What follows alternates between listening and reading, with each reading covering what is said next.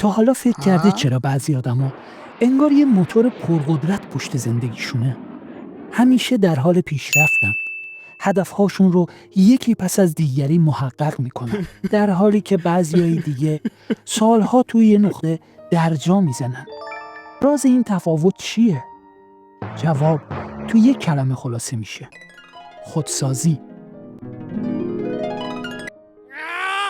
امروز میخوایم رازهایی رو برات فاش کنیم که میتونی از همین امروز شروع کنی به تبدیل شدن به بهترین نسخه خودت.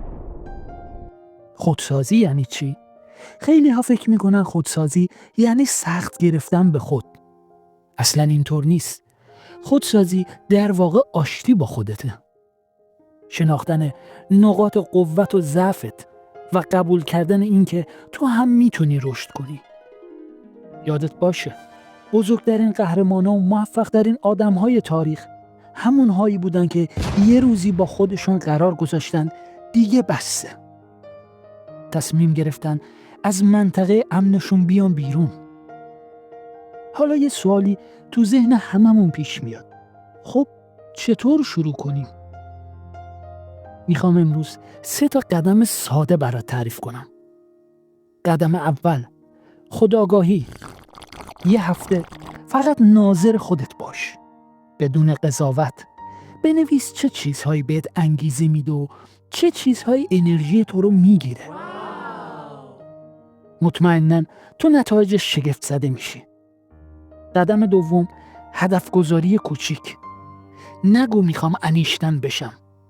این ایدئالگرایی مضر رو بذار کنار و واقع بین باش. یه هدف کوچیک، قابل اندازه‌گیری و منطقی انتخاب کن. مثلا هر روز 5 صفحه کتاب بخون. یا هفته‌ای 3 بار ورزش کن. قدم سوم: اقدام فوری. همین امروز، همین الان، یه کار کوچیک در جهت هدفت انجام بده.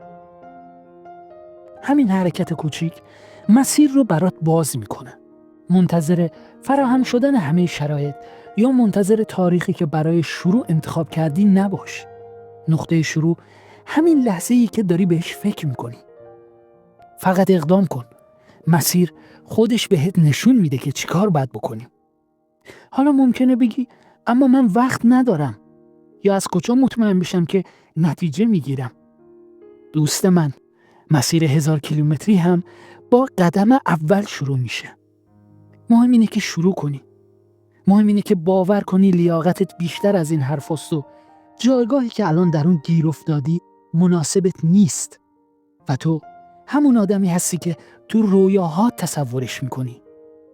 تو میتونی تبدیل به اون نسخه بهتری بشی که توی رویاهات میبینی. فقط کافیه تصمیم بگیری و اقدام کنی.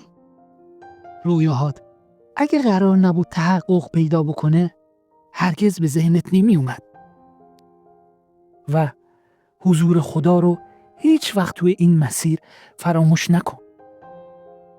اگر این ویدیو برات مفید بود حتما لایک کن و برای کسانی که فکر میکنی میتونن بهشون کمک کنن بفرست.